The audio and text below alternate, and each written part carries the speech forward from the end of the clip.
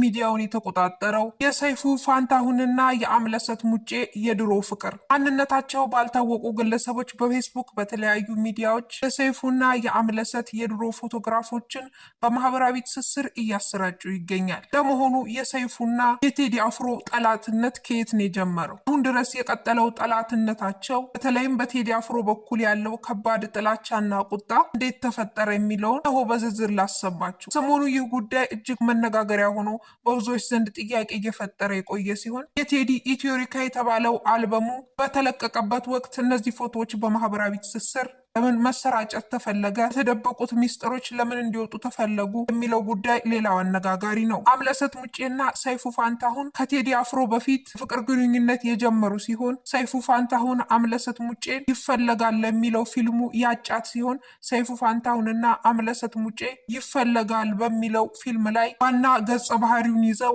አክተር ሆነው የተወኑ ሲሆን በፊልሙ ላይም ጥንድ ሆነው መተወን ችለዋል። ይህ ፊልም በሰይፉ ፋንታሁን የተዘጋጀና ሰይፉ ፋንታሁን የብር ኢንቨስትመንት የተደረገበት ሲሆን ታዲያ ሰይፉ ፋንታሁን ይፈለጋል ለሚለው ፊልሙ ሞዴሎችን ሲመርጥ አምለሰት ሙጬን የመረጣት ሲሆን በሰዓቱ አምለሰት ሙጬ ምንም አይነት ልምድ ያልነበራትና ምንም አይነት ፊልም ሰርታ የማታቅ የሜካፕ አርቲስትና ሞዴል ብቻ የነበረች ሴት ነበረች። ነገር ግን ሰይፉ ለአምለሰት ሙጬ ጥሩ ስሜትና ፍቅር ስለነበረው አብረው እንዲሰሩ እድሉን እንደሰጣትና ወደ ሚዲያ ከህዝብ እንድትገናኝ ገና በመጀመሪያ ፊልሙ ኃላፊነት ወስዶ ወደ ሙያው ያስገባ ሲሆን አምለሰት ሙጬም ሰይፉ እድሉን ከሰጠኸኝ ልሞክር በሚል ወደ ፊልም ኢንዱስትሪው የገባች ሲሆን ሰይፉ ፋንታሁን አምለሰት ሙጬን ስለሚወዳት ኃላፊነቱን ወስዶ አንዲት ጀማሪ አርቲስትን በታላቅ ፊልም ላይ አሰርቷታል። ይህን ያደረገው ከሷ ጋር ለመቀራረብና ከሷ ጋር ሰፊ ጊዜ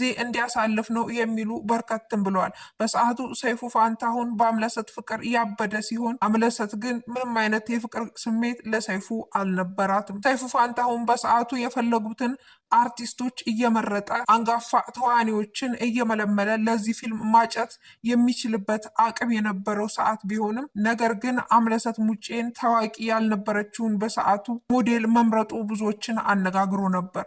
ታዲያ ይፈለጋል የሚለው ፊልም እጅግ ተወዳጅ ሆኖ መነጋገሪያ ሆኖ በሚገርም ድንቅ ሁኔታ ለአድማጭ ተመልካች ከቀረበ በኋላ ሰይፉና አምለሰት ይበልጥ መቀራረብ ጀመሩ። እንዲሁም የፍቅር ግንኙነት የጀመሩ ሲሆን በመሃል ግን ያልታሰበ ከፍተኛ ጸብ ያጋጠማቸው ሰይፉና አምለሰት በመሃላቸው መራራቅ ይፈጠራል። ታዲያ አምለሰት ሙጬ ከሰይፉ ጋር ተጣልታ በመሃል ተራርቀው በነበረበት ወቅት ለአምለሰት ሙጬ የቅርብ ጓደኛ የሆነችው የቴዲ አፍሮ ታላቅ እህት ታጽናናትና ታባብላት ስለነበረ አብረው ጊዜ ያሳልፋሉ።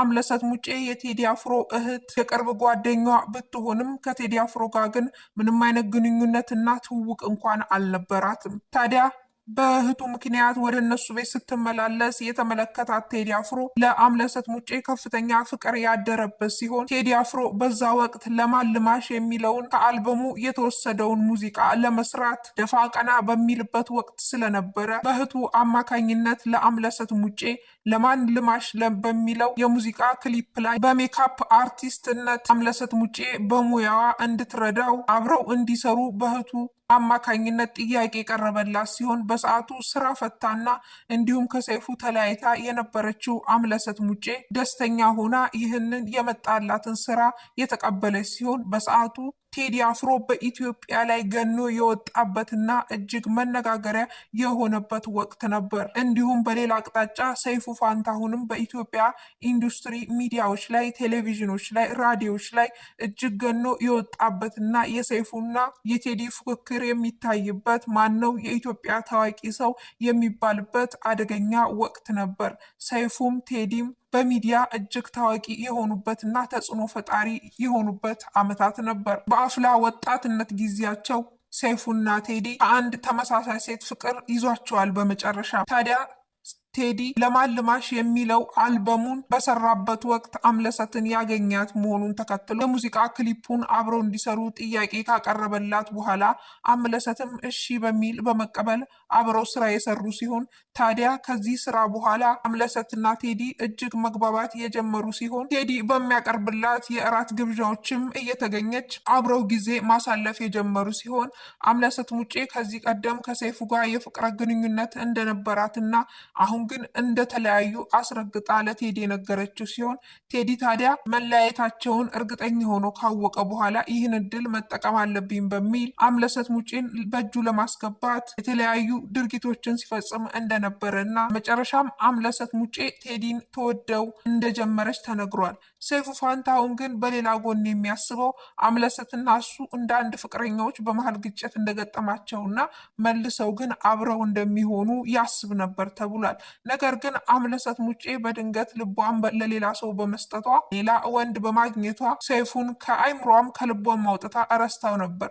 ሰይፉ ፋንታሁን ግን ቴዲና የአምለሰትን ግንኙነት ሳያውቅ ቀርቶ ምክንያቱም ግንኙነታቸው ድብቅ ስለነበረ ከአምለሰት ጋር መልሰን አብረን እንሆናለን በሚል ሂደት ውስጥ አምለሰት ሙጬን እየጠበቀ ነገር ግን አምለሰት ሙጬ ከቴዲ ጋር እፍ ያለ ድብቅ ፍቅር ውስጥ የገባች ሲሆን ቴዲ አፍሮም አምለሰት ሙጬን የግሉ ለማድረግ በመወሰኑ ቀለበት ይዞ በአንድ ሬስቶራንት ውስጥ ተንበርክኮ ታገቢኛለሽ ያላት ሲሆን አምለሰት ሙጬም ቴዲ ያፈጣጠነባትና ባላሰበችው መልኩ የተገኘ መሆኑን ተከትሎ በከፍተኛ ድንጋጤ ውስጥ ሆና እሺ አገባሃለሁ ብለዋለች።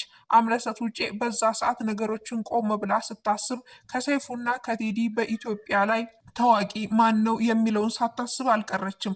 ብዙዎች እንደሚናገሩት አምለሰት ሙጬ በዛ ሰዓት ከፍተኛ እውቅናንና ወደ ሚዲያ መምጣትን ትፈልግ ነበር። ታዲያ በቁንጅናዋ ሁለቱን ታዋቂ ሰዎች አጥምዳ አንዱን መያዝ የፈለገች ሲሆን ከሰይፉና ከቴዲ ስታወዳድር እርግጥ ነው በሰዓቱ ሁለቱም እጅግ ታዋቂ የሆኑበት ጊዜ ነበር። ነገር ግን የቴዲ አድናቆትና ተወዳጅነት ስለሚበልጥ ቴዲን ሳታንገረግር ቀለበቱን የተቀበለችው ሲሆን ታዲያ ቴዲ ለአምለሰት በዛ ምሽት ቃል ኪዳን ያሰረላትና እጮኛዬ የሚላት ሰው ሊያገባት ያቀዳት ሴት መሆኗ በዛ ምሽት ተረጋገጠ። ታዲያ ድብቁ ፍቅራቸው በኋላ ላይ ይፋ የሆነ ሲሆን ሰይፉ ጉዱን የሰማው ከተለያዩ አርቲስቶች ሲሆን የተፈጠረውን ማመን አቅቶት ሰይፉ ፋንታሁን ፍቅረኛዬን ቀማኸኝ፣ በመሃል ትንሽ ጊዜ ጋፕ ፈጥረን ብንለያይና ብንራራቅ ፍቅረኛዬን ቴዲ ወሰደብኝ በሚል ሰይፉ ፋንታሁን በቴዲ ላይ ከፍተኛ ቂም የያዘ ሲሆን ቴዲም ቢሆን አምለሰትን እጅጉኑ ስለሚወዳት ሰይፉ የአምለሰት የድሮ ፍቅረኛ መሆኑን ተከትሎ ለሰይፉ ያለው ጥላቻ ከፍ አለ። ሰው ናቸውና የቅናት መንፈስ ሊወራቸው ይችላል። ሁለቱ በዚህ ሴት ምክንያት ከፍተኛ ጠላት ለመሆን ተገደዱ። ይህንን ተከትሎ ሰይፉ በህይወቱ ቴዲን በፕሮግራሙ ላይ አንድም ቀን ጋብዞት አያውቅም። ሰይፉም የቴዲን ስም እንኳን ጠርቶ አያውቅም። በአንጻሩ ቴዲም ቢሆን ሰይፉን ስሙን ጠርቶ አያውቅም። በቴዲ እና በሰይፉ መካከል ያለው ጠላትነት የከረረ ሲሆን ቴዲም ሰይፉ በራዲዮ ጣቢያም ሆነ በቴሌቪዥን ጣቢያ ፕሮግራሞቹ ኢንተርቪው ለማድረግ ጥያቄ ቢያቀርብለት እንኳን ቴዲም ቢሆን እንደማይሄድ የሚታወቅ ነው። ሰይፉም ቢሆን ለቴዲ በፍጹም ጥያቄ አያቀርብም። በሰይፉ ራዲዮ እና በሰይፉ የኢቢኤስ ፕሮግራም ላይ ያልቀረቡ የኢትዮጵያ ታዋቂ ሰዎች አርቲስቶች የሉ። ነገር ግን በኢትዮጵያ ላይ ከፍተኛ ተጽዕኖ ፈጣሪው ከፍተኛ እውቅና ያለው አርቲስት ቴዲ አፍሮ ግን እስካሁን በህይወቱ ቀርቦ አያውቅም።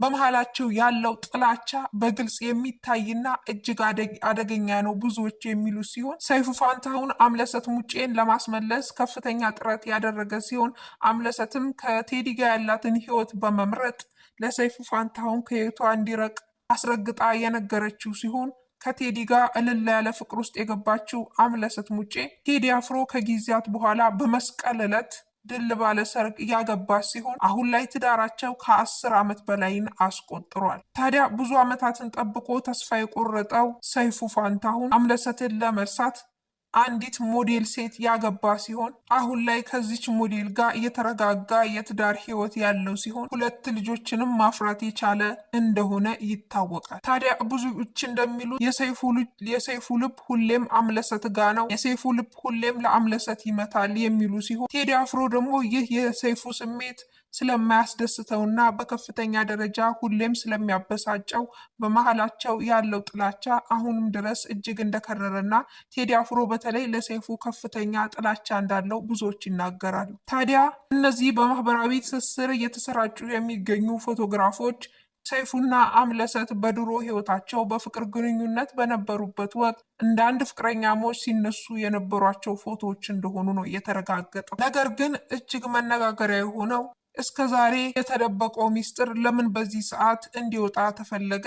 እስከዛሬ የተደበቁት ፎቶዎች ለምን በዚህ ሰዓት በማህበራዊ ትስስር እንዲለቀቁ ተፈለገ? ከፎቶዎቹ ጀርባ ፎቶዎችን የሚለቀው ሰውስ ማን ነው የሚለው ነው እጅግ መነጋገሪያ የሆነው። ቴዲ አፍሮ በዚህ ጉዳይ ላይ እስካሁን ምላሽ ያልሰጠ እንደሆነና ግን ይህ ጉዳይ በከፍተኛ ደረጃ ከማንም በላይ ቴዲ አፍሮን እንደሚያበሳጨው ብዙዎች እየተናገሩ ይገኛሉ። አምለሰት ሙጬ በአንጻሩ ምንም አይነት ምላሽ ያልሰጠች ቢሆንም ጉዳዩ በከፍተኛ ደረጃ ሰላሟን እንደነሳት ብዙዎች ይናገራሉ። ታዲያ የሰይፉና የቴዲ ጠላትነት እስከ መቼ የሚለው ብዙዎችን እያነጋገረ ቀጥሎ ከ10 ዓመታት በላይ የቆየው ጠላትነታቸው እስከ መቼ ይደርሳል? ሰይፉና ቴዲ መቼ ነው በአንድ ወንበር ተቀምጠው የሚነጋገሩት? ቴዲስ በፕሮግራሞቹ ላይ ሰይፉን የሚጠራው መቼ ነው? ሰይፉስ ቴዲን እንደ ሌሎች አርቲስቶች በፕሮግራሞቹ ላይ የሚጠራው መቼ ነው የሚለው ብዙዎችን እያነጋገረ ጉዳዩ በዚህ መልኩ ቀጥሏል። ከፎቶ በስተጀርባ ያለው ታሪክ ይህን ይመስላል። ውድ አድማጮቻችን ይህን መረጃ በሶሻል ሚዲያ እውቅና ካላቸው ጋዜጠኞች የተሰራጨና ለሰይፉም ሆነ ለቴዲ ቅርብ ከሆኑ አርቲስቶች ከተሰራጩ መረጃዎች የተውጣጣ ነው። ለዛሬ በዚህ አበቃን። ቀጣይ የፕሮግራም ክፍላችን እስከምንገናኝ ቸር ቆዩልን።